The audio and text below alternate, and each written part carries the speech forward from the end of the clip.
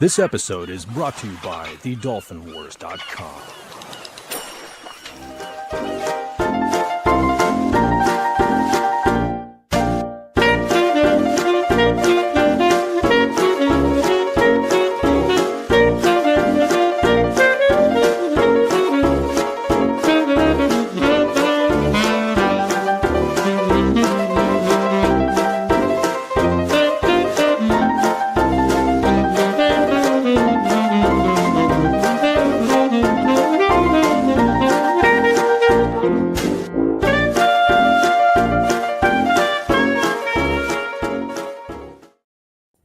Good evening, everybody, and welcome to King Dolphin TV, episode 367. And as you saw, this is another installment of Radio King Dolphin Television, which we will do the All's Fair, chapters 19 to 23, with the Not Ready for Pod Time players.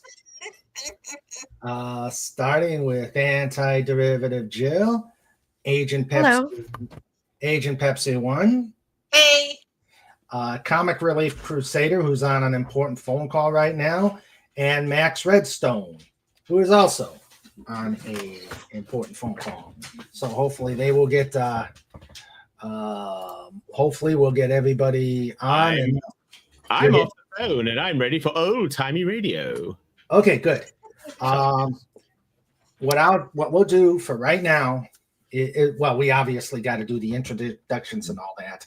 So that maybe give my Comic Relief time to get back on. Oh, hey, Raymond. Yes. Can I say one thing?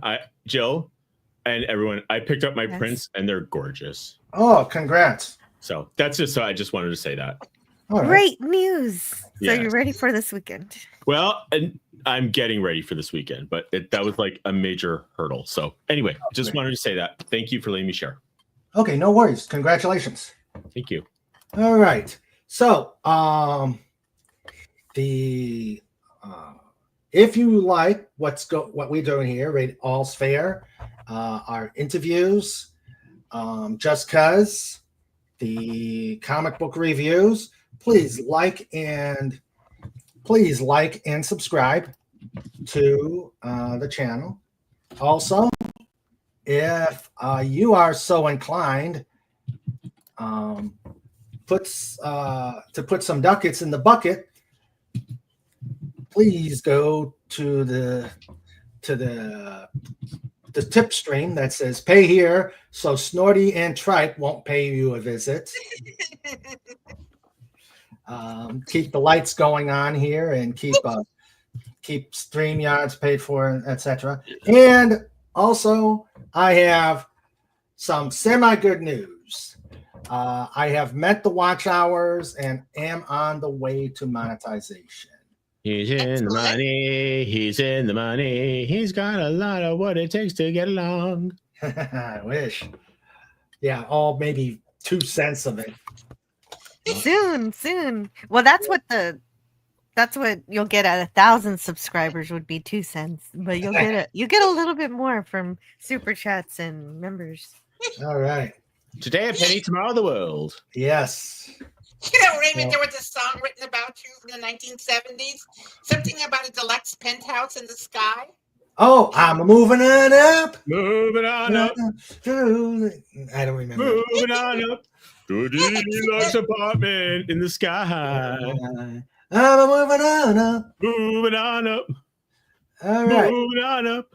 I finally got a piece of the pie. Okay. So let's welcome who's here right now. We've got Phantom Outsider, who says King Dolphin TV and special appearances by Mini Snort, Pudgy Hedgehog, and Trike the Wonder Dog. Ooh, you forgot Snort, the big Snort. I actually had an audition last night for a play about a dog who talks. Ah, okay. It was called Sylvia. Good luck. Are you gonna be the dog? I was auditioning for The Friend, and the director wanted me to talk like Rocky, so I did. Oh, Like, okay. yo, there's the dog. Where's the whoa, your dog and my dog? Oh, she's in heat. Oh boy. Just let her have that fun, okay? It's done. Okay. So we'll see. Oh, I bet you get it. Yeah. We'll see. Old Timey Radio. Good morning. Good evening, Mr. and Mrs. America and all the ships at sea, Dateline King Dolphin TV land. And tonight, a special presentation by Anti-Derivative Jill, Agent Pepsi 1, and the Comic Relief Crusader, and Max Redstone. Forgot him. Good intro. Yeah. All right. And now to the Lifeguard Corps. We've got Fez Forever. We've got our producer, Sandra. This is King Dolphin TV in color, stereo. We're available. Sandra Feliciano production. And as Phantom Outsider said, we have Trike, the Wonder Dog, somewhere. Somewhere around. He is here. He's been quiet so far. Who knows how long that will last? Okay. Who knows what lies in the hearts of dogs? The shadow knows. And so does Raymond. Mm-hmm. All right. So, okay. I think that's it, right? And, there's one more. Oh, we got. Do. Da-na, da-na. Dun, dun, dun, dun, dun, dun, dun, dun, dun, dun, dun, dun, dun, dun, dun, dun. Uncle Pass! Cooper! That scream. That's so wrong. Hey, you should be doing this reading, Snort. It'd be Academy Award level. Yeah. You be the lead. It would be Academy Award level because he ate all the other people who were nominated. Yeah. That's the way to do it. That's the way to do it. Money for nothing and your chicks for free. All right, let's get going. Indigestion for free. Yeah.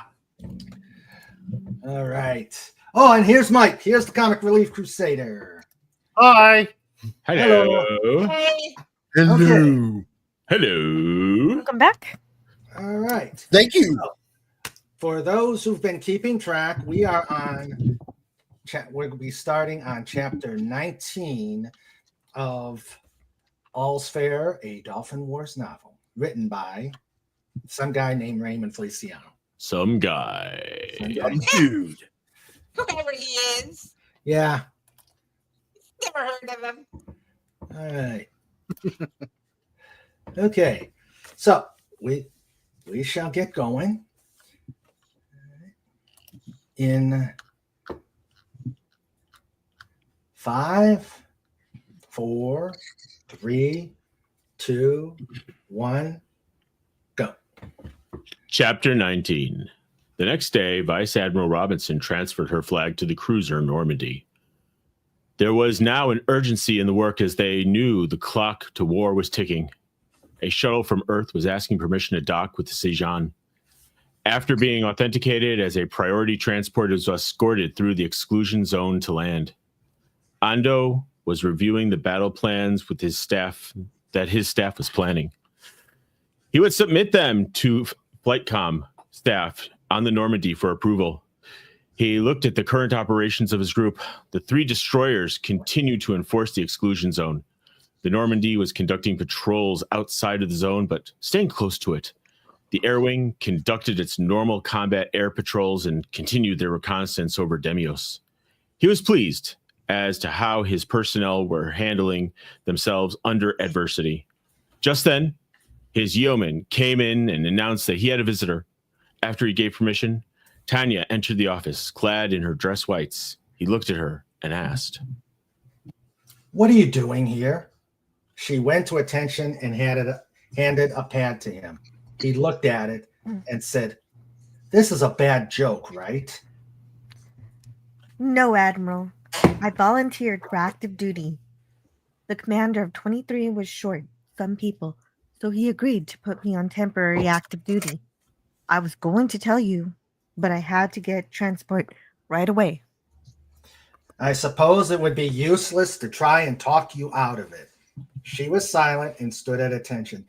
Do you realize we came close to burying Jan a week ago, and we might be at war at any time?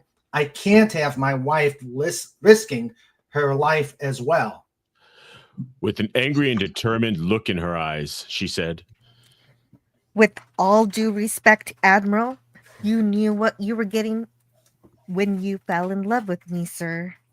I am just as much a warrior. If I was content to be wifey, I would put my flight gear in mothballs years ago. I need to be here, Fran. You need everyone you can get. And you know that I'm the one. I'm the best out there. Ando's face softened. I never could argue with that logic. He wrote on the pad. Your TAD is approved, Commander. When do you fly? I have to find a berth today, and then tomorrow I have an orientation sortie. I went through carrier recalls before departing. Ando called for his yeoman. When she came in, he ordered, Yeoman, move Commander Ando's gear to my quarters. She smiled and said, Aye, sir. Her gear is there. Tanya said sarcastically, Such an efficient staff, Admiral. Thank you. All right, Commander. You're dismissed. She did an about face and left the room. He stared at the door as she exited, and then he shook his head and left for his flight. Chapter 20. The Martian Union had effectively closed off its airspace to any reconnaissance or relief flights. Any flights that attempted to enter Martian airspace were engaged by their defenses and were forced to turn away. The bases were not even able to evacuate any non-combatant personnel. The bases had enough supplies to last 6 months without relief, but it was imperative that an effort had to be made to evacuate the non-combatants, the sick and injured. The Martian militia had surrounded the bases with troops, which prevented any ground excursions off the base, and they conducted constant overflights around their airspace. The military communications channels were being jammed, but the civilian frequencies were not so. News of the siege was across the airwaves to show the ineffectiveness of the Space Defense Force. Fleet exercises intensified. The Martian militia began to have ships and defense facilities monitor them. Since the militia did not have enough ships, they left key entry sectors unguarded, thinking that any reinforcements had to go through their normal entry points, which were monitored closely. The Martian Union protested over all the communications channels, saying these exercises were uncalled for and that the SDF should abide by the Milan Accords, or there would be consequences. There was also a call that the Sejan redeploy back to Earth. President Taylor was conspicuously silent during these tense times. Jan and Lorena were in their assigned quarters. Lorena was quiet throughout the entire journey, so John asked her, Honey, what's the matter? She started to cry, and he took her in his arms and said, Come on, what's wrong? Ando, you know as well as I do that. We're going to war soon. I know that there's a good chance that neither of us will come back. Well, this might cheer you up. I asked the chaplain when it would be a good time for him to marry us. He told me all you had to say is when you want to do it. Lorena tearfully said, Why not now? After all, we don't know what the future will hold. Jan got on the intercom and asked, Mom, are you and Dad going to be too busy in a few days to attend a wedding? Jan requested a 3-day leave for his honeymoon. Hard-Nosed yelled at him for thinking that this was a pleasure cruise, but relented after Jan asked him to be the head of the cordon. The wedding ceremony, despite the short notice, was beautiful. The chuppah was put together in the ship's chapel. Not only did all of Jan's squadron mates show up, but Ando's staff, Admiral Robinson, and Captain Hart attended. Not even the prospect of war could have stopped them from being at their best friend's son's wedding. Lorena sent invitations to her family on Mars that went unanswered. She knew, however, that her father would be pleased that she was so deeply involved with his enemy, and all she needed to do was wait for the right time. She was radiant in her white gown, brought when she was on vacation in Rome. Tran Ando gave her away, and Tanya Ando in a navy blue gown was her maid of honor. Jan in his dress whites, and Pete Porter was his best man. The ship's commanding officer joined them under the hoopah, along with the ship's rabbi. He started by saying, ever since the days of the first sailing ships, the captain has had one happy duty, that of joining a man and woman in matrimony. During the ceremony, there was not a dry eye in the chapel, and as they exited the chapel, they underwent the sword detail commanded by Markham. The reception, held at the wardroom, was as grand as could be expected under the alert conditions. At one point during the festivities, however, Jan looked when his father's yeoman whispered in his ear, and the admiral went out of the hall. He returned to the hall, looking very concerned. Jan looked at his father with concern, and when they locked eyes, Ando shook his head. Jan and Lorena snuck up toward the end of the dancing and went to their new berth, which was much larger than what either of them would have been allocated as singles. After a passionate session of lovemaking, Jan held Lorena in his arms. Well, Lieutenant Commander Ando, was this everything you expected? More than I expected, Lieutenant Ando. How long did you have this planned? I did this a few weeks ago when Mom arrived. I called Mom and Dad and asked if they'd help me plan, and we were all ready by the time we left. I should have known. I wonder why Dad left the room, Ando. I don't know, but I'm not going to worry about it. We have 2 days to enjoy our abbreviated honeymoon. CO's orders, remember? Okay, when are you flying again? I'm scheduled to fly my section lead check ride in 3 days. No pressure. I'll probably find out who the new flight commander is, but I hope it's Beast. How about you?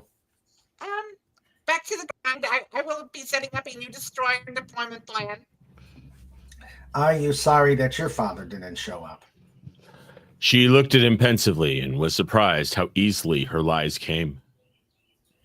I knew when I told him that I was going to marry you, he wouldn't show up, but that's okay. He has his own life and I have mine. As Jan, well, go ahead. As Jan was asleep, she stirred and stroked his naked chest. She thought, Ando, my love, you don't know how many times I wanted to slip a knife into your heart. Sorry. I did at the academy.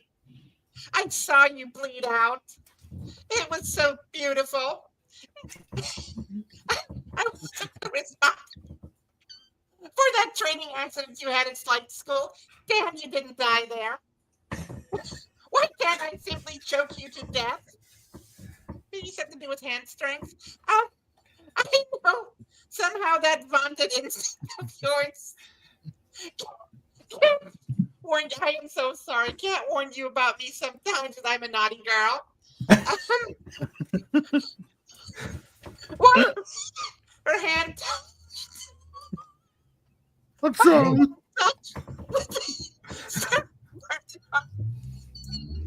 we need Gumby right now. Yeah. Oh my God. This is great. I love it. No matter how much I want you, I can't kill you, damn it. She sighed and laid beside him. While they were enjoying their honeymoon, the situation deteriorated even more. The reconnaissance flights over Demios were now intercepted by a surprisingly stiff defense. Within 2 weeks, the flights were discontinued on orders from the Security Council. On a diplomatic front, the United Earth government kept asking to negotiate in order to defuse the crisis. The Martian Union refused to send any delegates to Earth, stating safety and security concerns.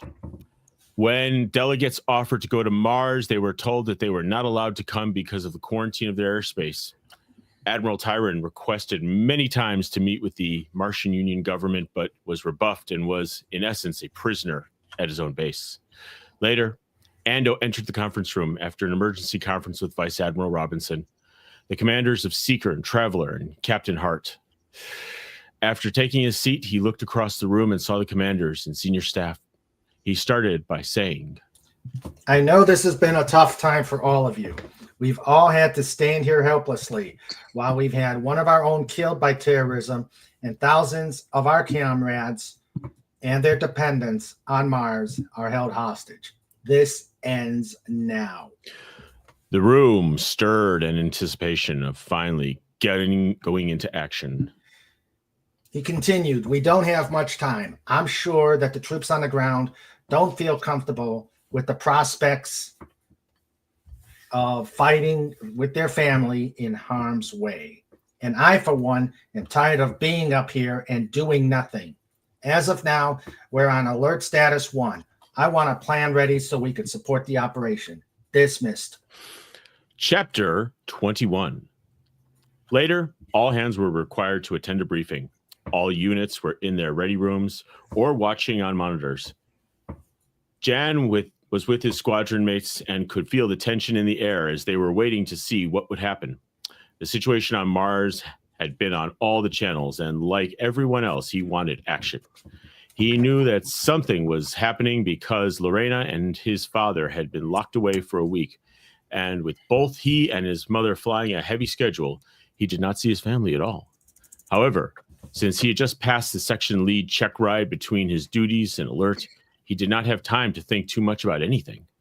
Just then, the strike group master petty chief came on screen and called for attention. Rear Admiral Ando came on screen, flanked by CAG Weeks and Lieutenant Commander Ando. He started. I have a warning order for the non-combatant evacuation of the Martian bases. We received word to execute it in 24 hours. Coded transmissions have been sent to the bases to prepare the non-combatants for evacuation. Lieutenant Commander Ando will now brief the fleet concept. Lorena went to the podium as the graphic came on the screen and began. The fleet will be providing 3 heavy transport ships in orbit at docking areas Gulf and Hotel. From there, we will release 3 medium planetary shuttles into Martian space. Once they reach their orbit points over the bases, each one will release 3 shuttles each base continuously until all non-combatants are evacuated. All communications and routing with the transport commanders will be coordinated from the seeker. In front of you are the communications and navigation protocols. After the operation is underway, we will announce on all channels that we are doing this in hopes that they will leave us alone. Weeks took the podium. We will support the transports along with the Seeker wing. This will be a maximum effort. I know 480 is truncated, but we do the best we can. We need the strike group to conduct a battle exercise to include full flight operations in which we hope to occupy their attention. We also need to provide suppress for SVW-40s, which will provide armed caps for every transport ship in the operation. In order to do this, we will deploy the remainder of 480 from here to Seeker. That will give us a full squadron to do it. Hard Nose will brief in detail. He concluded, saying, There are people depending on us. Do your best. Ando, who rose and went to the podium, he started. Our rules of engagement are simple. Fire only if locked on. That having been said, the safety of the mission may depend on your inability to suppress the enemy defenses. Anyone, and I mean anyone, trying to launch missiles at the shuttles and caps are fair game. I would like this to be completed with a minimum of bloodshed, but I don't want any shuttles launched. Remember, you are expendable. They are not. I want you to be aggressive, not stupid. Remember, there are about 12,000 non-combatants relying on us. At the VAQ 480 ready room, Hardnose got on the podium and announced the lineup and takeoff times and rules of engagement. He also presented abort protocols and cap information along with the rules of engagement if they were jumped by enemy fighters. They were configured at 6 arms each and enough fuel for 4 hours on their station, but no bombs. They would then deploy to Seeker, where the others would launch to work the next go. He emphasized that the powers that be did not want any escalation. He concluded by saying, Remember that our job for 4 hours is to protect the shuttles and transports from ground defenses. If one transport or shuttle under our protection gets damaged or shot down, I will tear you apart personally. I want briefings and plannings to be done in 2 hours. Afterward, we stand down. Get all the rest you can. You're all going to need it. He left the podium and went into the briefing room as the other pilots broke up into their elements to do the same. At the flag plot, Lorena was at her console, monitoring ship movements throughout the system. She reviewed the plan in her head.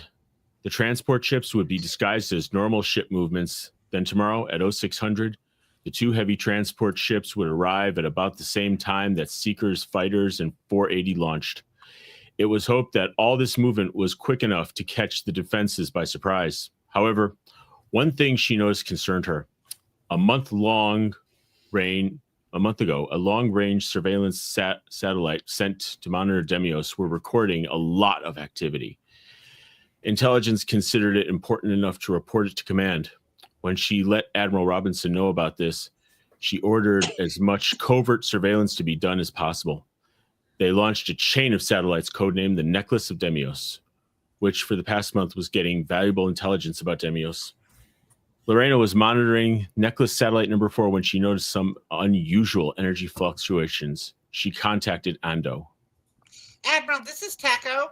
Can you pull up Necklace 4 on your monitor, please? I'm detecting some strange energy readings. It looks like jamming.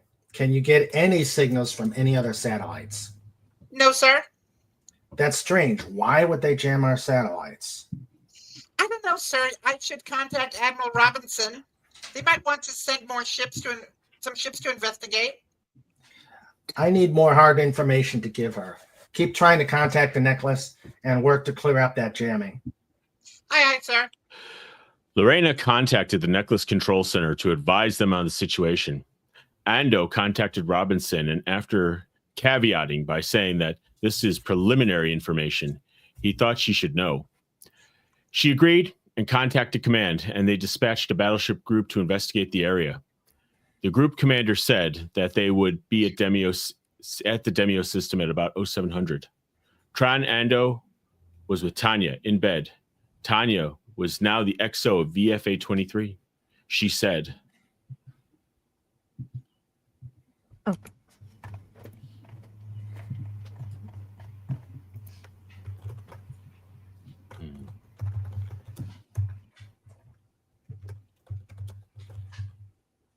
Penny, for your thoughts?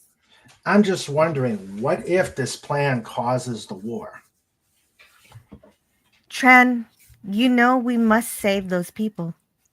They would be used as human shields by the Martians, and you know that.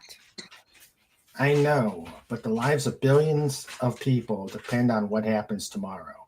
I just hope we're doing the right thing. You are. Now, 0300 comes really fast. Now let's go to bed. Lorena entered the bedroom to find Jan sleeping, so she quickly undressed and moved in beside him, wishing she could overcome her block and strangle him in his sleep.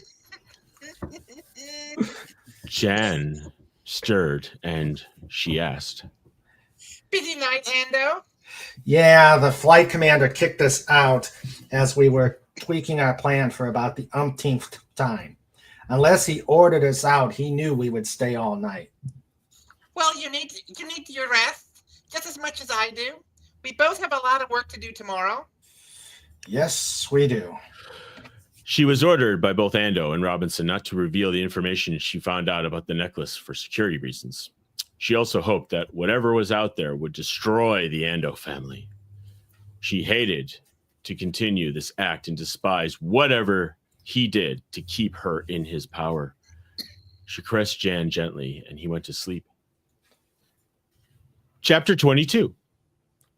In the morning, the crews flying the first go gathered in their ready rooms and received during the mass briefing intelligence and target area weather updates.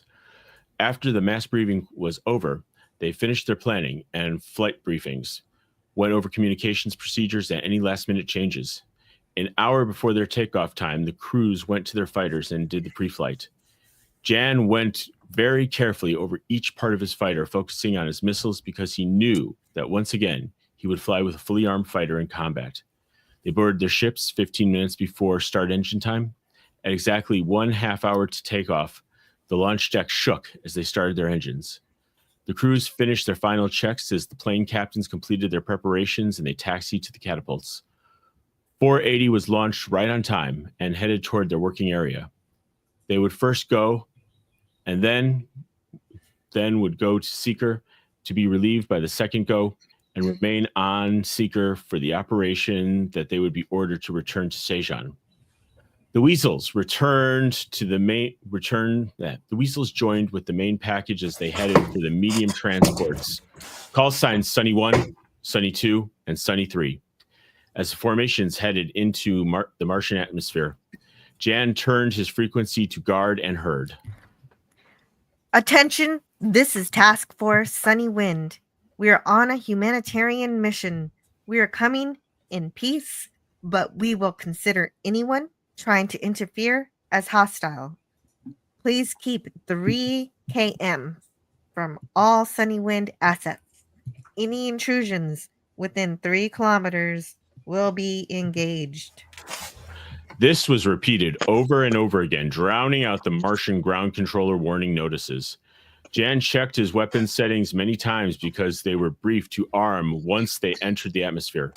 He reached out with his instinct, and he saw nothing out there. Jan kept his formation as they entered the atmosphere. He armed his weapons at this time and glanced over at the 4 spares breaking away and heading back to base. They continued their descent and started tracking the enemy defenses, but strangely, their EW sensors were blank. Jan continued to reach out with no results. At the transport launch point, Sunny 3 released its 3 shuttlecraft, which were escorted by 2 fighters and headed towards Keeper Base. Jan came on the intercom. Warhawk 1, this is 2. Go ahead, 2. My scope is clear. You would think that they'd at least track us. Maybe they decided to be smart and leave us be. After 5 minutes of trying to entice enemy defenses to track them, Markham went on the package frequency.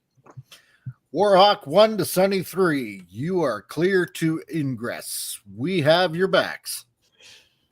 The shuttles and their escorts descended through the atmosphere to Keeper SDFB. The Sunny 3 formation reached Keeper's landing port and landed as the fighters circled the base, keeping a close eye for any intrusion. The shuttle signaled that they were ready to take off, and as they took off, the fighters again formed up and led them back to the transports. Lorena monitored the Avatar battleship group as it approached Demios at exactly 0700, and she could see the 8 ships of the group take up station. Lorena reported to Robinson. Eagle, this is Battlestar. The Avatar group information, and I'm standing by to get the report. Acknowledged, Baystar. Advise when you have any updates.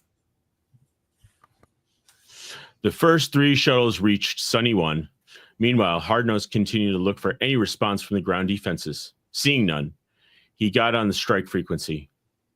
All flights, this is Warhawk. Report if you have any activity. When the radio was quiet, his brow furrowed. He got on the wing command frequency. Secret Control, this is Warhawk. Do you show any defensive response at all? Negative, Warhawk. All's quiet. Warhawk to all flights. Maintain vigilance and report anything, no matter how small. The shuttles and their escorts returned to the surface to pick up the next batch of evacuees. The second go replaced the first go. They were relieved that they saw no action, but they were also mystified that there was no resistance. When Ando looked at his status reports, he hated being on the sidelines, but he knew that what his group was doing was just as important as it was keeping the militia's attention on him in case they decided to take a more active part. However, he was chafing at the bit to bump somebody on the schedule to get into a fighter. He restrained himself because he was a leader. He was responsible for the big picture. Leaving on a mission would at once show his commanders that he did not trust them to make the big decisions in a crucial operation. He was also worried about Jan being out there in a potential combat situation. He contacted the CIC, who has been in contact with Seeker during the operation. They said there were no further reports and that it looked like there were only 3 more loads to go before the operation was completed. Admiral Ando started to look at the intelligence reports. Jan did his mission briefing. After talking to Markham and getting no further updates, walked into the squadron to grab a quick bite and prepare for the next go if necessary. The Avatar battleship group conducted sensor sweeps of Demios when they noticed a large group of ships departing the surface. When the ships entered space, they faced a fleet of 20 large ships. The commander called them to battle stations, but when he tried to contact Fleet Command, he found all frequencies were jammed. As they approached the unknown fleet, the largest ship launched over 1,000 small spheres, about 1 meter in diameter, that started to attack the ships. As each ship tried to escape one sphere, they were tracked by another sphere. One ship, despite the best maneuvering, soon was surrounded by 6 spheres and destroyed. The chaos spread as one ship after another was destroyed by the spheres. An intelligence officer asked Lorraine to pull up her console. When she came over and she saw the necklace was back up and saw the carnage of the Avatar group, she immediately called Ando. This is Taco. Avatar is under attack. I've been trying to reach them, but we've encountered heavy jamming. Ando saw the disaster and yelled. Battle stations, launch everything we got. Advise Eagle Actual that we're going to assist the Avatar and Sunny. Commander, can we talk to anybody? Negative. We can't even talk to the Normandy or the destroyers. CAG, I want to camp around us and the Normandy. Weeks worked to make it happen. Have the heavies been attacked yet? No, but communications to the group is non-existent. And all we've been seeing is through the necklace. What's the situation with Sunny? The evacuation is continuing with no problems, and they estimate only 1 more load to go. Things are still quiet down there. The necklace showed that there were far too many drones for the group to handle, as also, at this time, the smaller of the enemy fleet ships started to fire at the ships. Soon the Avatar started taking heavy damage and was starting to list. The captain tried to pull out, but it continued to take hits by drones. 2 destroyers were already destroyed, and 6 surviving ships started to move away from the battle, but were followed by the enemy fleet and the omnipresent drones. Ando said over the intercom to Lorena. Report. She said, Admiral, 3 destroyers have been destroyed. Avatar is heavily damaged and unable to move under its own power. The remaining 4 ships are still trying to evade the fire, but are taking damage. I've been advised that Command is sending help, but they won't make it in time. Why? Lorena answered. The other groups were out of position. The rest are here to support Sunny Wind. We are not in a position to help. Hold on, I got through to Eagle Actual. She ordered us to remain in place. They are requesting acknowledgement. Did you authenticate? Yes, it's them. Damn it. Acknowledge, CAG. CAG, do not send fighters outside the exclusion zone. But anything coming in, you are weapons hot. Blow those bastards out of the sky. Weeks said. Aye, aye, sir. The last shuttle boarded the transport, signaling the evacuation's end. Suddenly, Screech 1 detected something on his scope, so he went on the strike frequency and said, Missile alert, missile alert. and launched 2 missiles at the emitter. Screech 1 shotgun. But it was too late, as 3 large missiles streaked towards Sunny 2. The fighters broke to intercept the missiles, while the ones assigned to the transports stayed with them as they rose to space.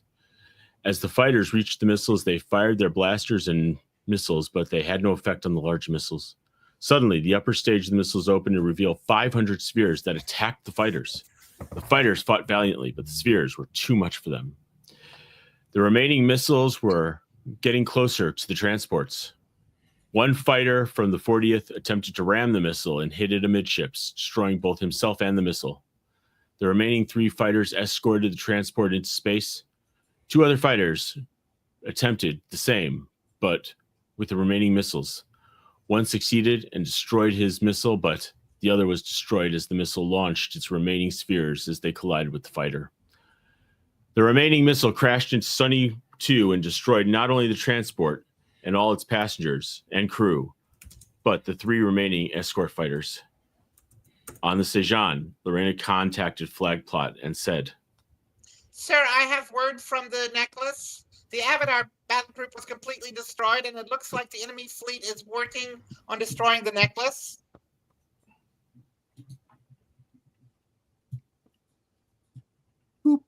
Ando said, It's a trap. They were waiting for us at Demios so they could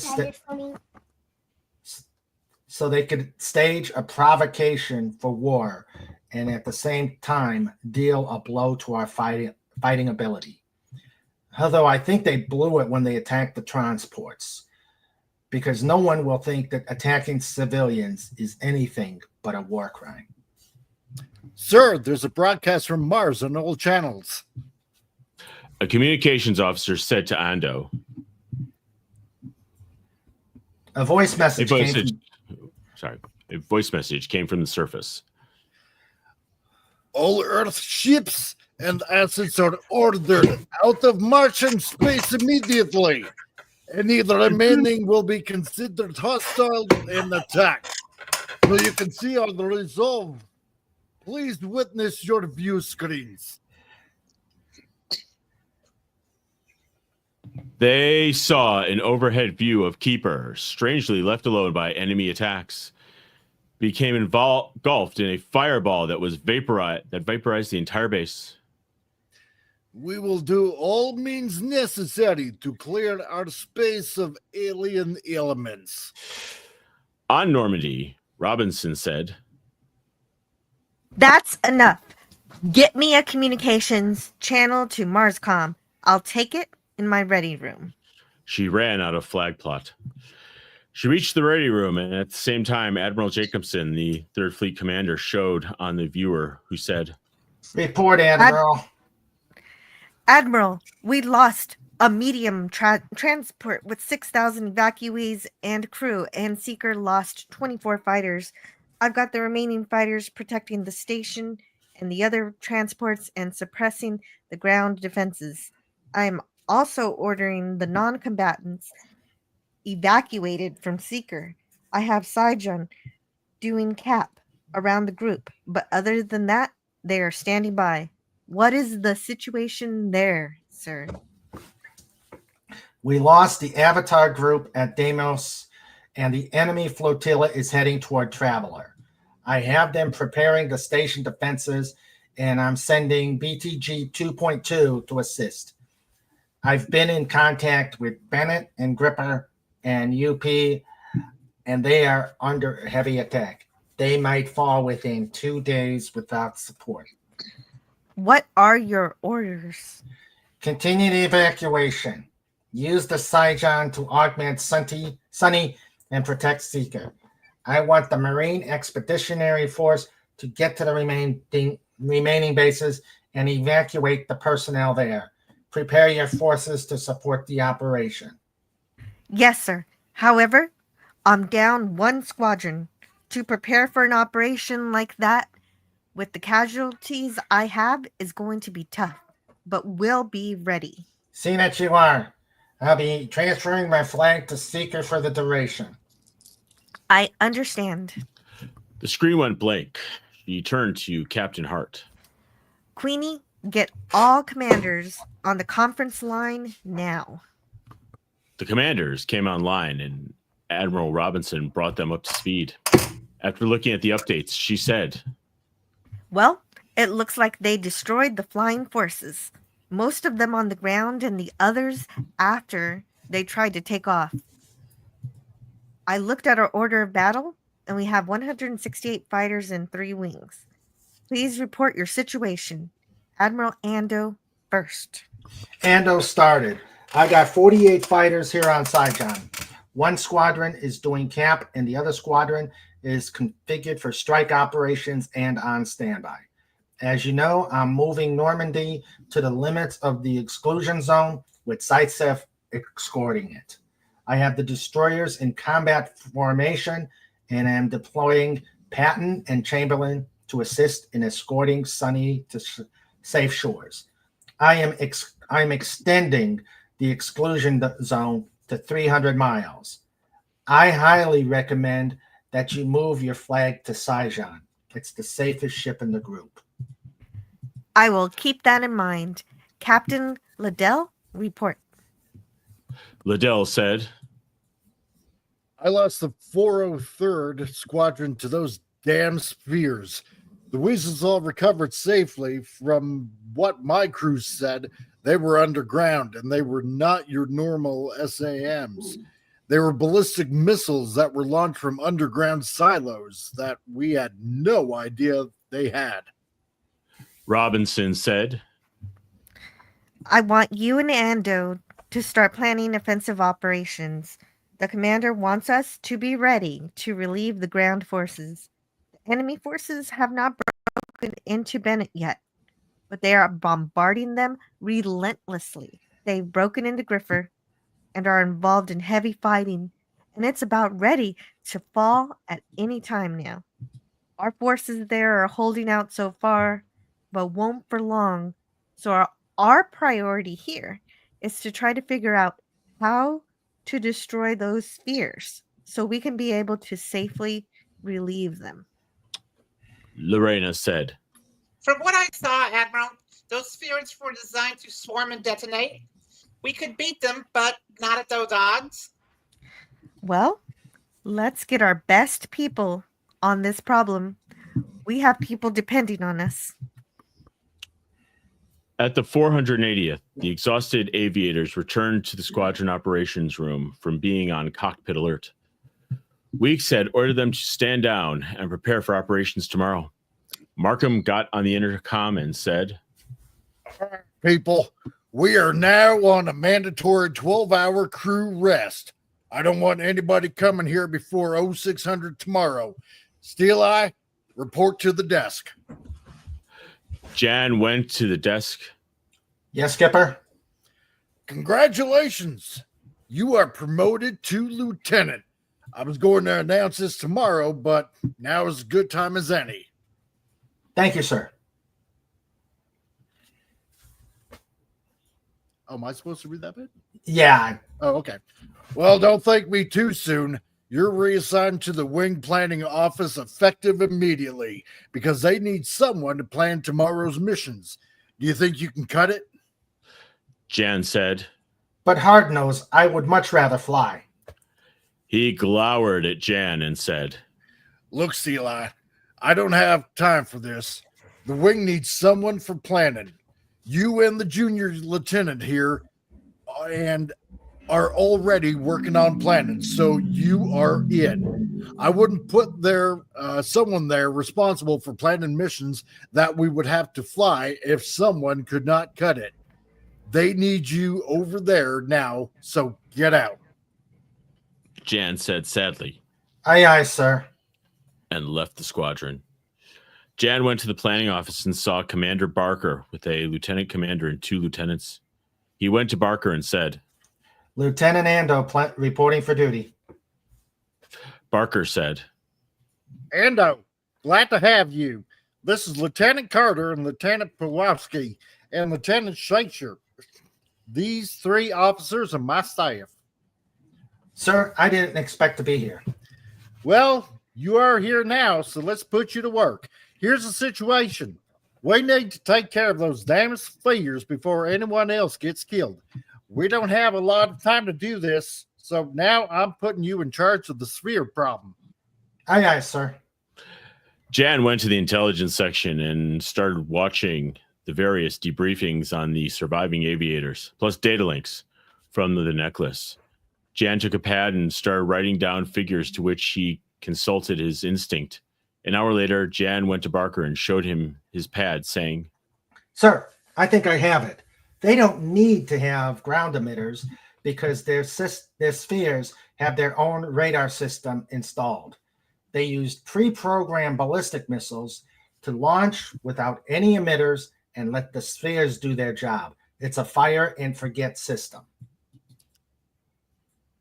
Barker looked at the pad and said, You just might be right on this. Now that we haven't figured out the problem, let's get working on the solution. I have a video conference set up between us and 3 CAGs for tomorrow at 0800, so we need to be ready for then. Ando was surprised to see Jan in the plans room, but said nothing. Barker took the podium and said, We could set up 2 ROZs over Bennett and Gripper and suppress the enemy ground defenses so our ground attackers can go in. 40 will handle cap for the entire mission, and 48 will handle air-to-ground attacks to suppress the enemy forces around the bases to allow the evacuation transports to pull out our forces. The Sajan will be in reserve. Now, I propose that the 480 handle Bennett's ROZ and Gripper's ROZ. However, the drones pose a big problem. Lieutenant Ando came up with a solution, and I'll let him brief our plan. Jan went to the podium, thinking, They can kill me, but they can't eat me. He started. I took a hard look at the spheres and found out something we can use as an advantage. I found that each sphere has a radar system of its own, and they are not programmed for independent operations, but use swarm tactics. Now, as we've seen, a fighter versus a sphere would end up with the fighter winning, but 1 versus 50 or more is a no-win scenario. But since they're programmed to seek the nearest target next to them and swarm to it, perhaps we can use it to beat them. What I propose is that we set up 1 squadron as sphere hunters. We have electromagnetic pulse emitting pods on board our fighters so that when enough of the swarm gathers up around the fighter, they would activate a broadband EM pulse to scramble their sensors and programming. Once that's done, they'll just float there with nothing to hit, or if they have an auto-destruct setting, it will detonate safely. Even if we don't get all of them, we just might cause the enemy to think twice before launching any more when the package comes through.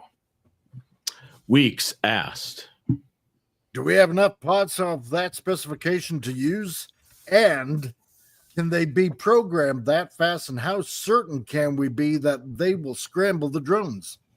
I checked with logistics, and they have 8 pods that can be programmed quickly. They've stated that. I also checked with the station science officer. He has 8 sensor probes that would match our specifications with very little modifications needed because they were designed for fighters to carry.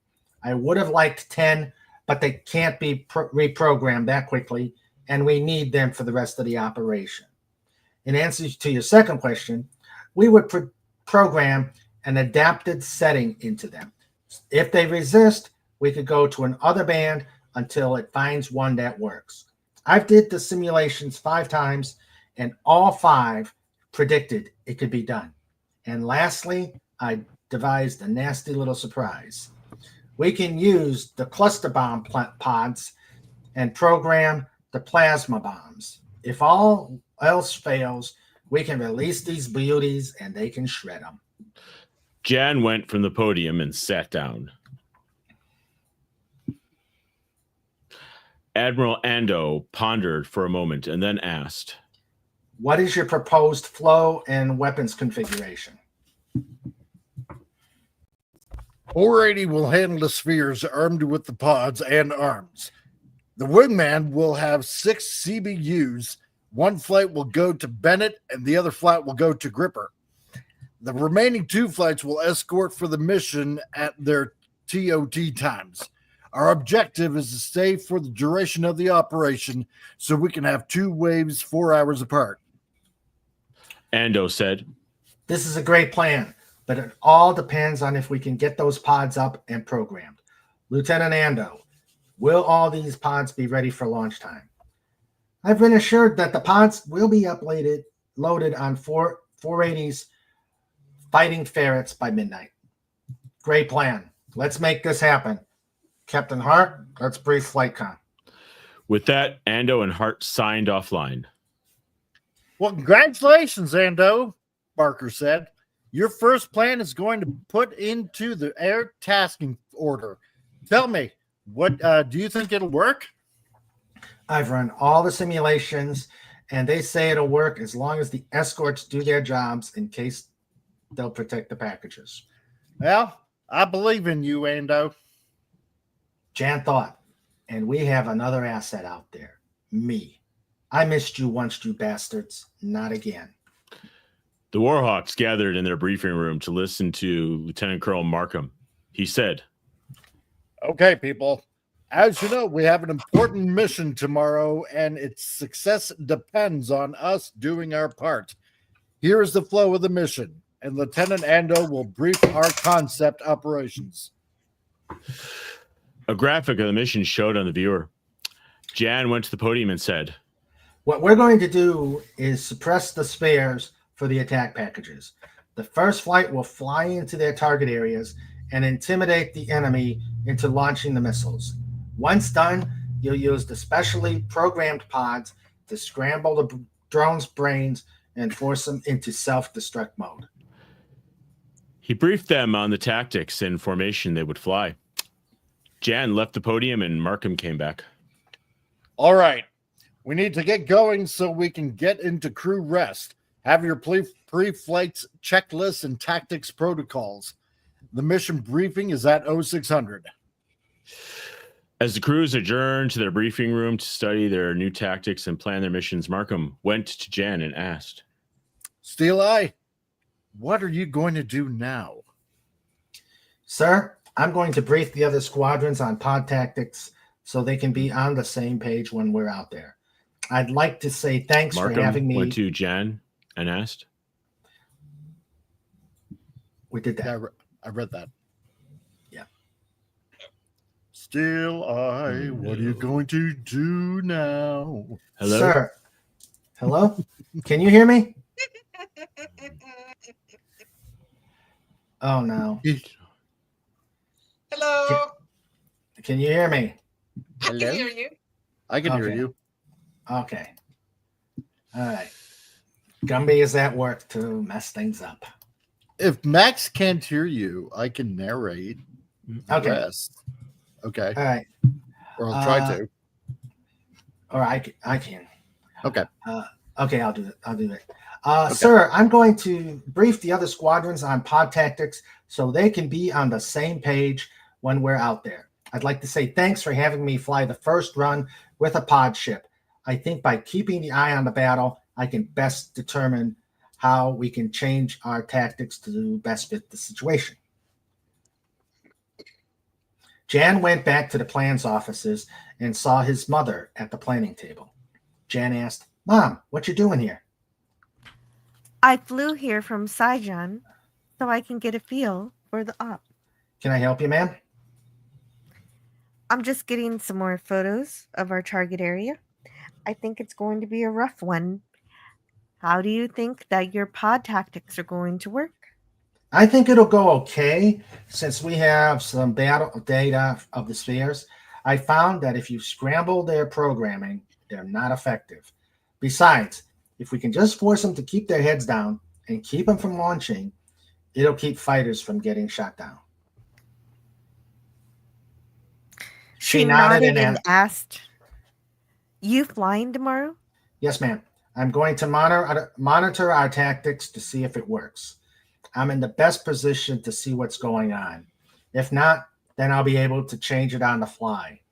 Also, I should be able to foresee when and where they are launching. Good luck, Lieutenant, and good hunting. You too, ma'am. The next day, the crews went to the mass briefing room and found out that Max, back. Max? Max. I can read it. Okay, I got it. Okay. The next day, the crews went to the mass briefing room and found out that the situation had drastically changed. Gripper fell overnight to enemy troops, with only 5,000 survivors who became prisoners of war. Bennett, however, continued to keep fighting, and enemy troops had not broken through their defenses. Now there was only one target area. At 0800, the two drone suppression flights departed the station and headed to their target areas. Jan took off as lead of the 1st Spare Suppression Unit. As he turned his element toward Mars, he looked on his scope. There was nothing on the scope, but that was to be expected because they waited for targets to show up before they launched. He smiled because he knew he had an advantage. He closed his eyes for a moment and concentrated. He let the environment wash over him so he could see everything in the range of his perceptions. He never knew how he got this ability, but realized at a young age he could use it to his advantage. He then reached into the future and he visualized a silo door opening and a missile emerging. He said, "Gotcha." And locked his targeting systems in on it. He sent a data link to the rest of the flight. They were briefed previously that when Jan sent a data link to treat it as good as gold. They were not told why, but they knew something about Steel Eye Ando. Jan sent the data link instructions that they lock in on the targets but continue as if normal. They would be bait. The operator at the launch facility saw the formation. He activated the launch sequence that would fire the missile at it. Jan smiled evilly and said, "You are toast, turkey," and said to the target system, "Launch AGM."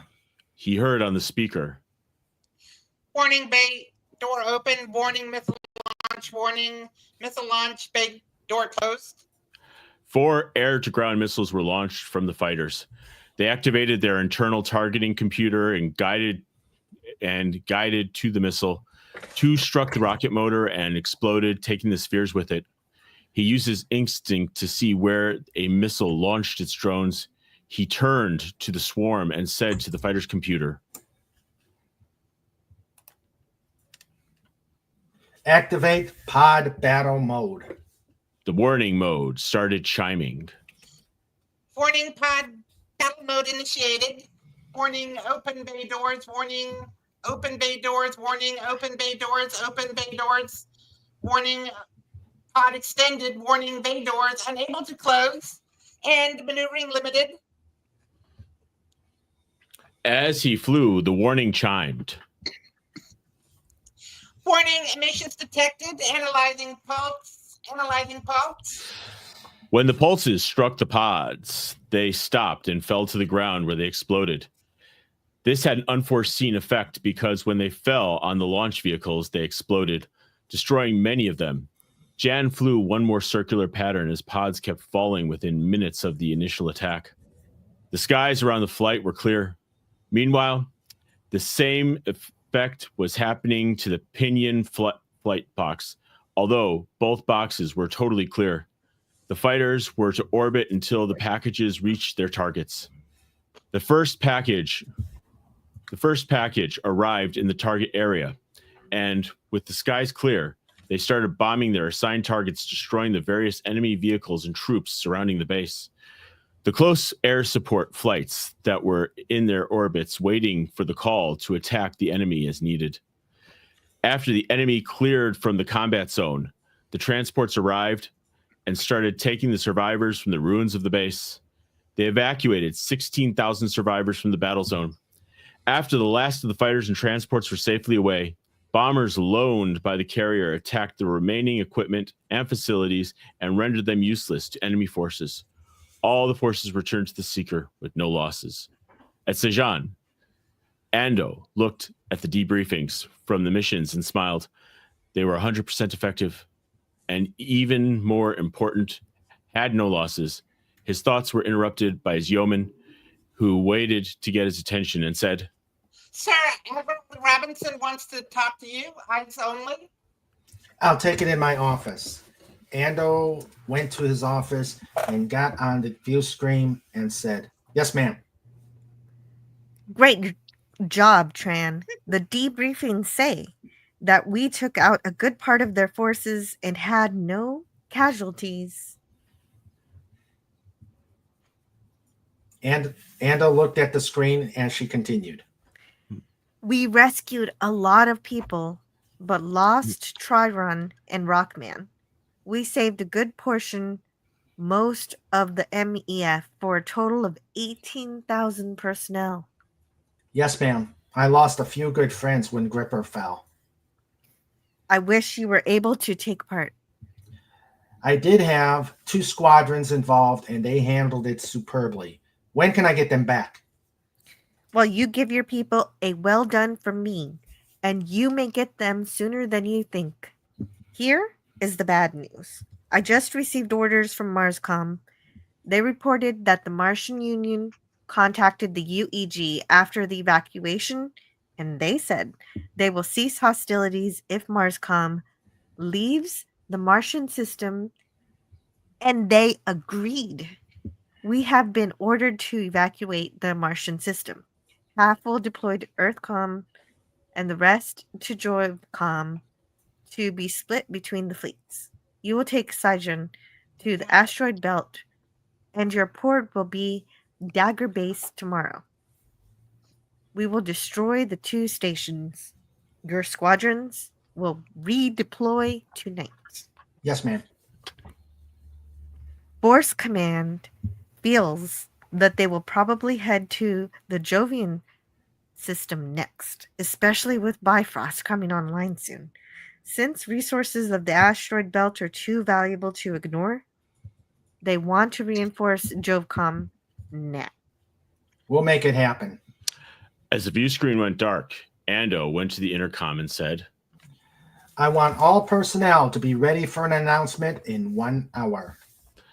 Admiral Ando's face showed on all viewers, and he said, Members of the group, I have the following orders. We're leaving the Martian system. We'll be deployed to the asteroid belt at the Dagger Base Fleet Anchorage. Both stations will be evacuated to the transports Kearsarge and Chosin. Our job will be to provide support for the evacuation. I want to do one better. I want to do an armed overflight of the Martian capital. This will divert their attention from the evacuation and send a message to the Martians.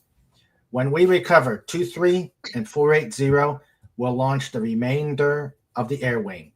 Then we will recover all jets from CVW 40 and 48 onto Saijan, Kearsarge, and Chosin. I want to send a message to the Martians, but I don't want to lose even one aircraft. The overflight will be tomorrow morning. I'm very proud of your efforts during this tough time. Although we did mostly a support role, remember that the strike group's efforts were appreciated. Later, Ando was reviewing details for the deployment when he heard a chime on the door. Enter, he said. Lorena Ando marched to attention and in front of his desk. At ease, Commander Ando. To what do I owe the pleasure? With a straight face that hid her deepest desire to kill him, she said, Sir, I just wanted you to know that I have been offered the XO of the U.S. grant, my old ship. As you know, she just came back to Mars to assist Sunny Wind, and she remained. The CO was reassigned to command Gettysburg, and the XO was floated up, so I was able to take it. It's a big step, Commander. Yes, sir, and that's why I took it. Where will you be assigned? We will be assigned to the Second Fleet until it gets reorganized. That's done, and we will deploy with the fleet as needed. When are your orders effective? I will leave tonight. We will be in a position to protect the ships redeployed to Earth sector. Before you ask, sir, Ando doesn't know about this. I only just received the word this morning. I just wanted to let you know, sir, because I know he's doing his own work, and I don't want to, and I don't know if we'll see each other before I leave. And go ahead. Ando touched the communicator. Get me 480. After a moment, hard nose, Ando here. Is Lieutenant Ando busy? Well, is it something that can wait a few hours? Because I would appreciate it if you would give him some time off and get him in a fighter here to help with the recovery. Good, that'll be all.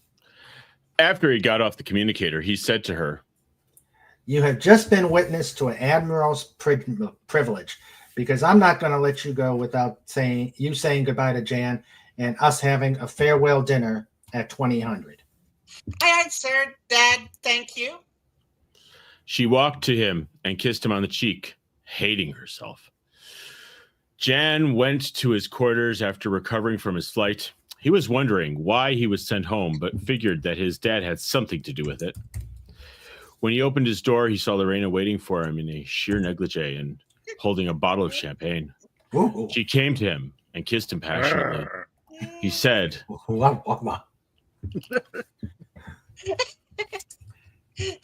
It's nice of you to be here for afternoon delight, but how come I have the day? She said,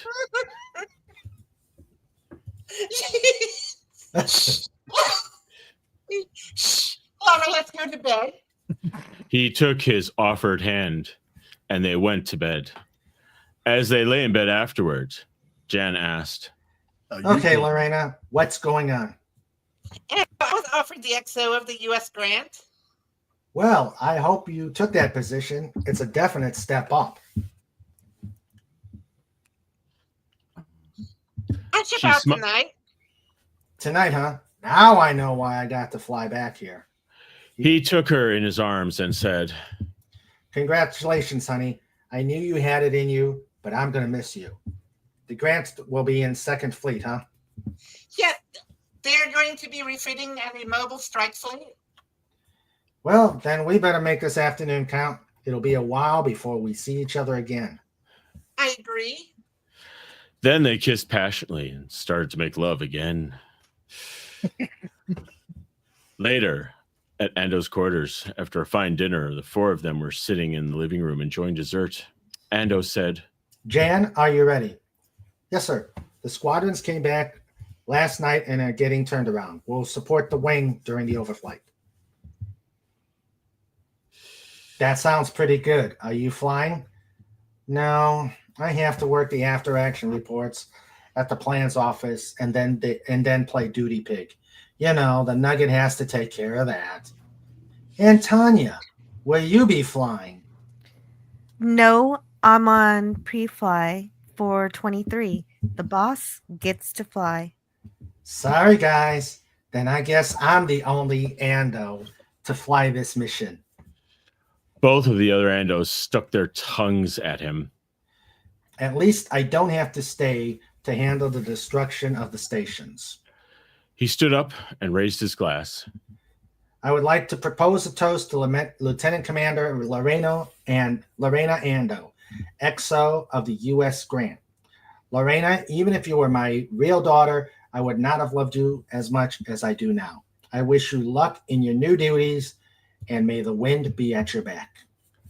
Lorena said with a tear in her eye, tear in his eye, surprising her. Thank you, Dad.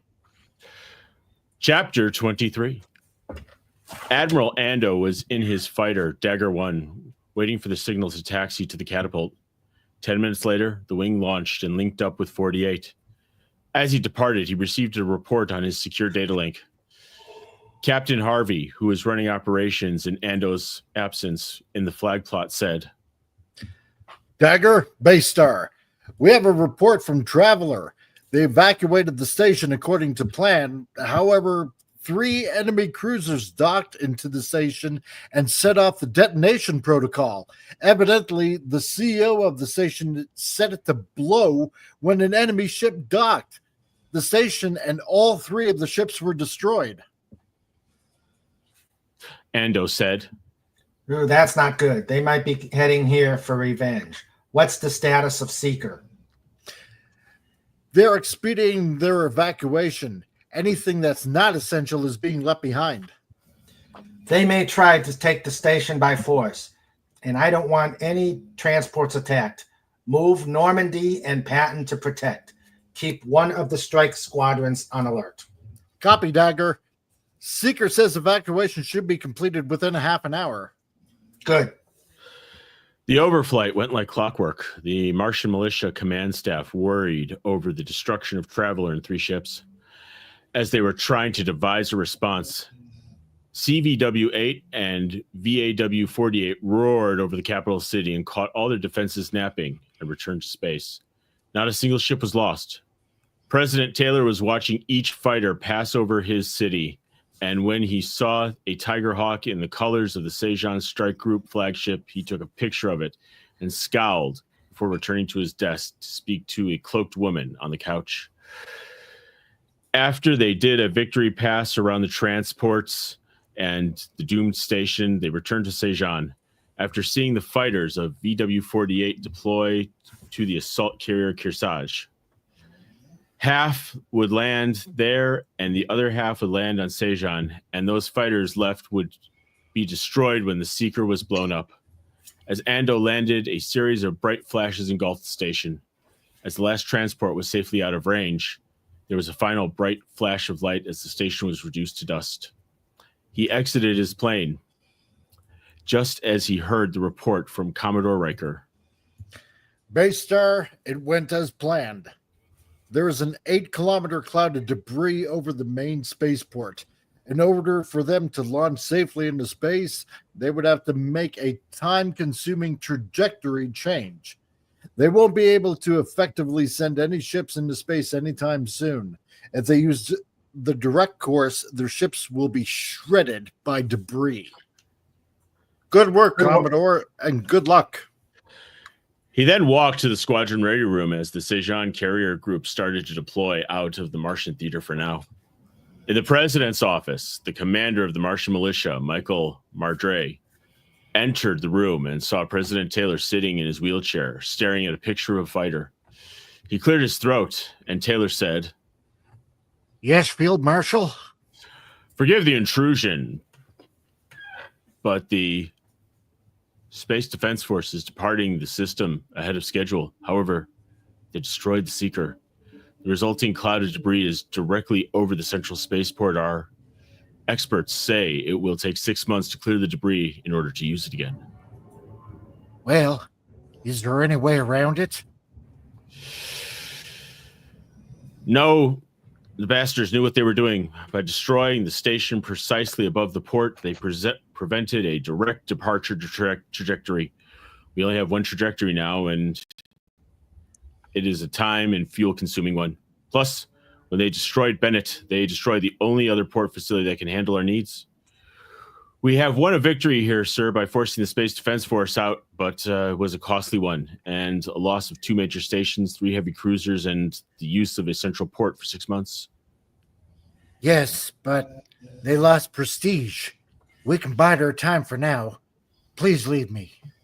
The field marshal of the militia looked to President Taylor, still staring at the picture, and left the room. As he departed, he heard Taylor say, It's as I told you.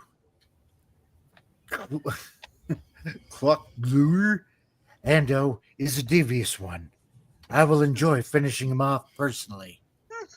Good God. And that is the end of chapter 23 and the end of this. I Oh do my not God, this know. is a good one. I do not know how. I cannot decide whether you should live or die. I must kill you, but not now. It would not be as naughty as waiting. Oh. Moose and squirrel.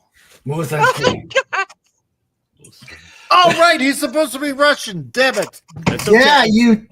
Many, I bucketed it up. Okay. many, Yes, many but they lost imperfections. prestige. We can buy their time for now. Please, leave Give me. me more vodka. As I told you, And now Roos. here's something you'll really enjoy. He's right. Enzo is the devious one. I will enjoy finishing him off personally. There we Moose go. and squirrel, moose Moose and and squirrel. squirrel. This was great, guys. This was great. Yeah. I'm sorry. I don't know what happened. It's like all of a sudden everyone went silent. I'm like, oh God, I gumbied. Not the pot. So I just basically reloaded everything. Okay. Well, what did everybody think in both in the chat and on the panel? Oh, this was a good one. I really enjoyed it. I like the lovemaking scenes. It's hilarious. Pepsi one could not keep up. He could not keep up. Oh my God. Yeah. Okay. You know, Wanting to, I just pictured the but scene. wait a minute. You love Right. the DV.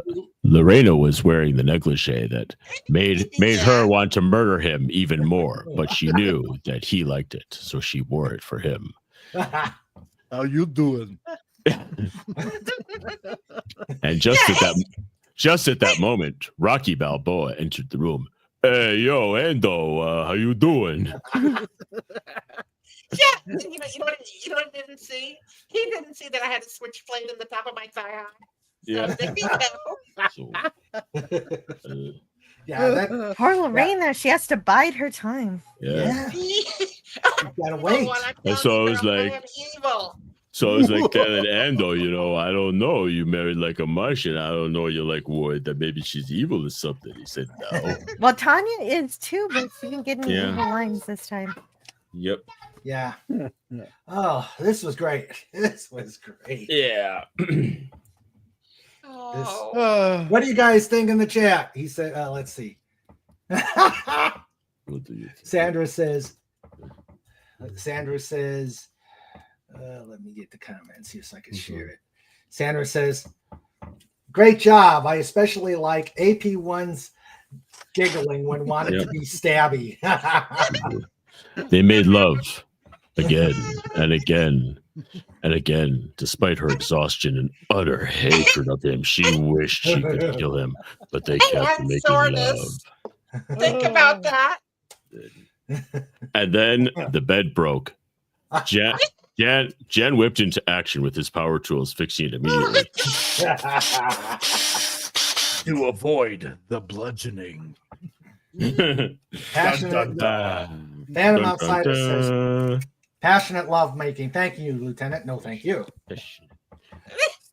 Snorty And don't- thinks I'm channeling Oh my inner God. red Canadian. That's And don't right. call me Shirley. Yeah. It sounds like Comic Relief is channeling his inner red Canadian. Exactly. It's all good practice for later on when government takes over with Iron Fist. Yes.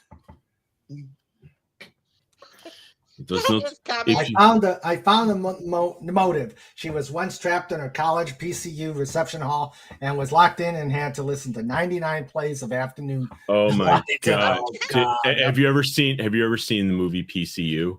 No. That's Oh, I've heard of I highly suggest it is. Okay, quick story. One day on cable, I record and you record movies on VHS off of cable. Yeah. They had Demolition Man followed by PCU. Demolition Man is like the dystopian horror, which was like the most accurate. And PCU is basically telegraphed exactly how college campuses were going woke at the time. And this was like in the late 90s. That was alone, it right? had what? Wow. No, it had Jeremy Piven and David Spade and George Clinton and the Parliament Funkadelic. Oh, okay. Wow. It's not. It's like it's like a one-off of a one-off of a one-off of Animal House, but it's still fun. It's still funny. Yeah. Because those two movies in concert are just so accurate of the way things went to Garbaggio. Anyway, but PCU, I highly recommend. Phantom Outsider says every time they get together, she always wants to unalive him. Yeah. All night long, all night. Oh God. Okay. No. So you just give. Okay. What about where was this? You just give out classified mission data in a public place. What? It's not that classified. And Nobody's it's not gonna- that public. They're in a aircraft carrier or spacecraft carrier. It's not that classified. Oh my God. It's a flesh wound. Oh no, they've lost communication. We're doomed. Doomed. Doom. David, more than steamy bedroom scenes, please. Yes. Say what? Yes, I said more than steamy bedroom scenes, please. You want more? She decided to embrace Jan's darkest fantasies. She put on American football pads and a helmet. Actually, in some venues, that's pretty erotic. She And armed herself with a rubber chicken. So you want more, or No, that's it. It's good. It's good, just like you had it. as they were in their most passionate embrace, she thought, "Oh my God, I'm gonna kill you. Why can't I kill you?" You should have been dead a long time ago. Yeah. Reminds me of that Yeah, Bond well, getting girl stabbed. Yeah. on the top. On top, yeah. Oh, Xenia on a top, Then Keeping, yeah, on the uh, top. keeping Oh my on a top of God. things. Yeah. Yes. You know, Stabby and James gig. Bond villains have great names. I know. Stabby and giggling sounds like Harley Quinn to me. What do you think, Jill? How do you think it was? Oh yeah, I thought Agent Pepsi one was great too. The giggling made it way more maniacal. It was wonderful. You know what I wonder? This is what I God, wonder thank now. you. How would Jill react having Agent Pepsi one's lines and and then try to hear Jill like giggle away at all this too? I would Jill, love to. Oh, know.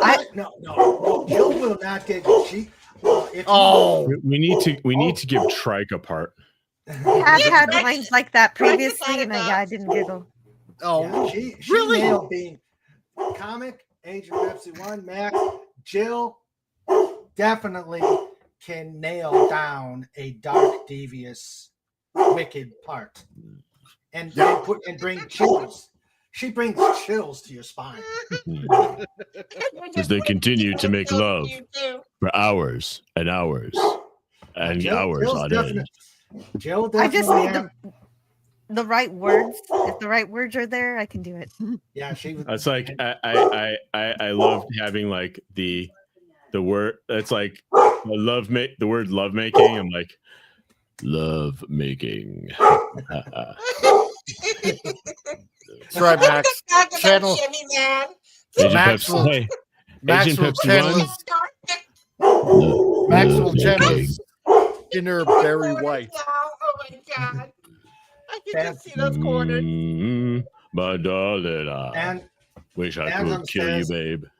Phantom says at this rate they'll be on their 20th anniversary before she does anything. At this rate, it's going to be a Jewish marriage. Exactly. I'm not going to spoil anything. Of course, a lot of you have read the book, so I refuse to read ahead. No, I refuse to read ahead. This is just so much fun.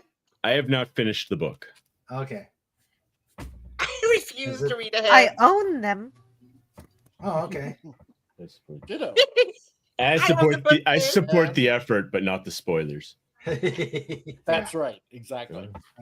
Oh, it's not the purpose. It's a very good idea. Whenever Hello, my little munchkin. I know you love me. I know you don't want to kill me at all. Yeah,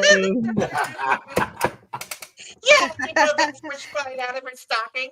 Exactly. Actually, I wouldn't mind if that little cat, pelted Pepe Le Pew every now and then. I guess that's the whole idea behind Johnny, that Cartoon Network. Oh, Yeah. Cartoon Johnny Bravo. Johnny Bravo. There it is. Thank my you. God. Oh, here it is. Yeah, he's basically the human Pepe Le Pew. I like that. I thought about that. All Pepe right. Le Pew, I love Pepe Oh Le my Pew. gosh. Oh my God. Someone Want just to see got me curl my commented. hair really fast? So All right. hey yo, Jen, I just Janet, your wife since your Janet wife wants to cannot kill be helped. since your wife wants to kill you and everything, would be acceptable if I hooked up with her? Because she doesn't want to kill me. Just call it a Black Widow. Yeah. Yeah. There we go. Just call it a Black Widow. All right. I think that's at fine. this note, what the during this passionate love session, my lovemaking sessions, she's wishing for the recording of the Joy of Sex with Big Jim Slade included from Kentucky Fried Movie. Thank you, Phantom Outsider. Oh my God. There you Thank you, go. Phantom. Yeah. No, at this juncture, I'm going to say if you ever seen Airplane, I highly, highly, highly recommend that you rewatch it. However, first watch Kentucky Fried Movie. That way, you will not only enjoy Kentucky Fried Movie, but you will get all the rest of the jokes in Airplane. That's all. Oh, okay. Okay, All I right. didn't know that. This is one of Max Redstone's campaigns. Second time I've heard it today. Yes, I've said this on Jill's live stream earlier, but since it was okay. mentioned, I must intercede. Thank you very much. Someone wanted to sell us Frontier Fiber. Nope. And Sandra says, be sure to do a pod raid at Pop Culture Breakdown. Yeah, Yeah. I can't. I gotta get back to moving, but All right. You're all sick puppies. Wait a minute. I like that. You're welcome. And an art show. Oh my God. Oh. You're welcome, Snort. We do our best. oh yeah. All right. It's time for It's it's time for show notes. time for show notes. It's time for show notes. It's time for show notes. Yeah, with Mr. Raven and Sandra too. It's time for show notes. We're bringing it on. It's time for show notes. You've all been warned. It's time for show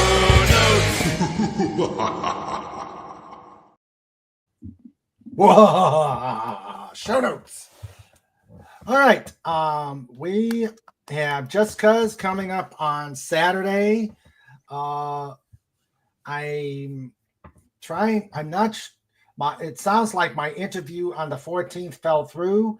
I've got to try and work out a plan B and or C. I will not be there. I will be at my very first art fair on Saturday.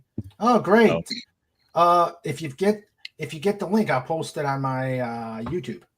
Okay. All right. Yeah, same here. Definitely. Yeah. I want to promote you also. Yeah. And who knows? We may King Dolphin may be monetized by Saturday. I don't know yet. I'm being cautious. Money. Money. It's very possible. Also, another wonderful movie. Mo money. Damon Wayans, Marlon Wayans. Excellent. I highly suggest you check it out. All right. So let's see. So I've got two interviews working for May, if not then in June. And I'm almost afraid to mention this with Comic Relief Crusader here. Yes. Yes. The next theme in June 7th. God, do I have to say this? Do I really have to say this? Yes, Love you making. do. Say it now. Is it love making? No, it'll be Cornhub. Woo! Doom, doom, doom, doom. I mean, oh my God. How We dare will- you? An entire live stream. Wow. Yeah. Well, the theme will be on Cornhub. Remember the last time we talked about It's time Cornhub for Corn Hub. It's time for Corn Hub. It's And Mr. the- Ray. and the rails were totally off. Only slightly. Yeah. Now it's time to blow them away. Yeah. Yep. The partisans are taking over. That's right. You can tell it's going to be popping fresh. Where the young cobs get steamy. Ooh. Ooh, yeah. All right. Oh my So God. that's what's All coming the up. hot kernels dripping with greasy butter. Oh my God. Max has already seen it. All right. So Snorter Poopa says, take care of a human, dolphin, doggo, Dalek, ferret, eagle, hedgehog, and geoduck. All right. And here is a geoduck. Whatever the heck a geoduck is. I don't know what this is. Isn't it like some sort of clam? Yeah. Oh, A geoduck held in two hands. wow. That's well yes, endowed. yes, it is. Yeah. I have two geographic information systems certificates, and I've never handled a geoduck, so I don't know what's going on there. It's All happy right. to see you. It's a clam. Yeah. Huge, well endowed clam. Huge. Biggest clam I've ever I don't know if seen. that looks like. We've Geo- gone Yes, from we know. love making with Geoducking. ancient Pepsi 1 to corn hub, and now well endowed clams. Geoducking like you wouldn't believe. So happy to Absolutely be part of this podcast. Yeah. huge. Oh, okay. Well, Oh God, I got a dirty mind. Wonder Oh. what Mark D with the C would think of this clam. He'd probably have to take some shore leave. yeah. More shore leave. All right. Strangers Okay. of the night. Well, this was great. This reading was great. Agent Pepsi 1 was amazing. Jill was amazing. Thank you. Comic Relief, keep doing what you're doing. Max, you were good. Thank Thanks. you. And let me start thanking everybody who was here. We had Gap After Dark. We had the great Gary Ambrosia. We had Old Man Bird. We had Phantom Outsider. We had Swift -1. Matt. Ooh. And the amazing Lifeguard Corps. We had our producer, Trike. We had the There you amazing. go. Oh, that was. Oh, Oh, that was that- bad. Raven, you're gonna get punished for that one. You'll be okay. punished. Our producer, Sandra, and the official dog, Trike. It's not gonna help you. Oh, What? that's like when LBJ said, if you pick them up by the ears, it won't hurt as much. Yeah. We had. I see another character getting stabby. Yeah. Go King Dolphin. We had Legatus Legionii. And we had, FKHC was here in spirit, but he couldn't make it because he had something or another. I forgot it was a concert or something. No, he's seeing Thunderbolts. He's Oh seeing, God, may God have mercy on his soul. I don't know. Someone's actually paying for me to go, and I said, I don't know. You see I've- what? I've heard Thunderbolts. both things. I've heard Mr. I've heard Raven, good things. It's I've a heard trap. It's a trap, Mr. Raymond. Don't Well, do it. if it's for free, at least you'll have something to talk about. It may be for free, but it will cost. What is this It's Thunderbolt? What so- is that stuff? It's a Marvel movie. Oh no, don't go. I told you it's a trap. It's a trap. Don't go, Raymond. Hey, I haven't committed. He said, I'll pay. And I'll Send say, Sandra instead. Just repeat the following words. I'll think about it. I'll think Yeah. about it. Do That's it what for I've the been free. doing. Do it for the free popcorn. Whoa, free popcorn. Yeah, there you go. Yeah, that makes sense. Yeah. See, there we go. All right. And we got da, da, da, Sparkle Pass! Gilbar. You know, Legend Pepsi one, you should have stabbed him and replaced him with me. .com. .com. I would like to see the guy get stabbed. Yeah. Cut him in two. Feed him to me. I'll share him with Snort. Cut them up, put them in a clay pot, some Yeah. maybe some potatoes and Yeah. Fondue. Yummy, yummy. Yeah, fondue. oh boy. Ando Yummy. Ando Plug in fondue. my tummy. Yeah, yummy, yummy, yummy, yummy. All right, great show. See you Wednesday. Thank God. You all are the best. We know. We do. You all, All are the right. best. You really are. So, That was everything. okay. So, thank you, Comic Relief Crusader, and I wish you best of luck on your interviews. Yeah. Thanks. Yes, indeed. Yes. 2 in one day. Oh, even better. Oh, I know, both right? on Friday? One next week, one on Friday. I'm waiting for still another call from Calgary for another graphic designer position at 32 an hour. So I'm gonna give him a call back as soon as we're done here. All right. Please put a CRC out there to show we're behind him. We are behind Comic Relief Crusader. Absolutely. Thanks, guys. I'm from coming from Chicago and being Jewish. To me, the CRC is the Chicago Rabbinical Council who makes that. And there was a Dunkin' Donuts. The one there was a Dunkin' Donuts in the city that was kosher, and the only thing that you knew on the box was just a normal Dunkin' Donuts box, but it had this triangular CRC logo. Oh, okay. Ooh, I like that. All right.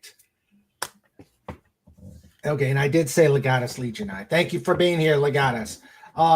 Agent Pepsi 1, that was an amazing reading. Thank you. That was amazing. So Hey, Raymond, you wouldn't believe all the naughtiness that went on in my mind while I was doing it. did it involve stabbing, choking, chopping with a knife? You were talking about love making. This is what caused the lead singer of it In did. Excess to pass away. Oh my God. Oh dear God! Little hanging, little stabbing. I was actually thinking of my wedding night. Oh, Good. Just in my stockings and the garter belt. Oh. Yeah, I was thinking about it. I didn't have the switchblade. No, I did not have the switchblade. So No switchblade. You dirty, dirty girl. oh gosh.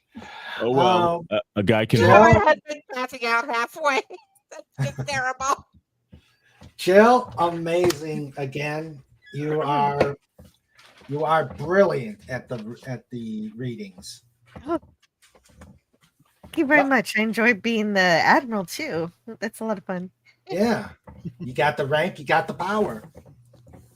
What you got going on, Jill? So on Friday, I have this thing where I'm reviewing movies from whoever has top comments on my channel, and one of them requested that I review Xanadu, and that's going to be on Friday. Oh, yeah. I'm sorry. I am so sorry. Somebody's got to do it. Yeah. Jill, I am sorry, Jill. I know. sorry. Well, some people have that reaction, and other people love it. So I'll see what. I've seen it. I think it's okay. It's just I don't know how I'm Agent gonna Pepsi review it. One. There are some people out there that love Zardoz. Ugh. I know, and that's scary. But I will say this in defense of Xanadu. I will say this: I can roller skate. I'm actually pretty good at it. Well, can you blame her? Her dad is kind of a jerk, Zeus. So Uh, and we're Max, gonna do it. Max, great, Yeah. great reading. Oh, thank I'm you. so sorry. I almost forgot. Saturday night, also Fallout. I'm gonna play Fallout. Oh, And so Saturday turning into Mother's Day, Sunday, gonna Oh, play a okay. video game at night. Right. all right. Okay. Happy Mother's Day to all the mothers. Yes, please. Yes. Happy Mother's Day to all the mothers. So did I forget anybody? I think I read it. Well, yeah. I interrupted you talking to Max. No. That's fine. Great reading, Max. Wow. I am chopped liver today, but hey. Well, good luck on your your show on Saturday. Yes, thank you. And That's right. Oh, well, Saturdays now on the Comic Relief Crusader channel. I got Mike's Movie Matinee also. I forgot about that. And I can't bring it up. Put your post out there. Your link out there. Great. I have to open up a folder and I got to get the link. Anyway, so what I'm doing on Saturdays, remember the good old days, and I hate saying that because it makes me sound dated, but where you used to go to the movie theater and take in a movie. Well, that's kind of what I'm doing on my channel, and we're just having fun, just watching movies, right? And it's all how should I put it? It's all public domain so far. So, Okay. So 2.5 weeks ago, we did Metropolis, the granddaddy of all sci-fi movies, and last Saturday we did Nosferatu. So one of the first horror movies to come out, and this Saturday we're going to be looking at Sir Arthur Conan Doyle's The Lost World, where you will actually see Sir Arthur Conan Doyle in the movie. Yeah. Okay. So you'll know what he actually looked like. And he had a dog and was so cute. Oh, okay. Yeah. All right. And there's Comic Relief's channel. Yeah. Max, put yours out there. Okay, let me do it. Do it now. Let's find it. Get the top. Put it on. You're wasting our time. Hurry up. TikTok, Max. Hey. Stop Agent, it. Agent, You're I know about you to be got executed. Doomcock is almost on. You have to hurry. It's really I did it. interesting. There you go. Okay. I All can't right. believe it took so long. There's Max's. All right. Agent, you got a channel or Oh my god. What? no? I'm asking Agent Pepsi One if she wants to put her channel out there. Oh my child. Yeah, I'm still working on it. Look, this is the busy time of the school year. Okay. Hurry. I Do have it now. pretty It's Okay. coming. Okay. Well, everybody, this was great. I think this was one of the most interesting versions of Radio King Dolphin TV we've had, Oh god. and it's gonna get better. It's gonna get Yes, better. it will. Not to spoil it, but it is gonna get better. All Look right, at that everybody. growling. Okay, everybody, have a great evening. Guys, stick around if you can after. But everybody have a good night. Be safe, and we'll see you on Saturday for Just Cuz. Take care. Night all. owl. Bye. Good night. Do it now.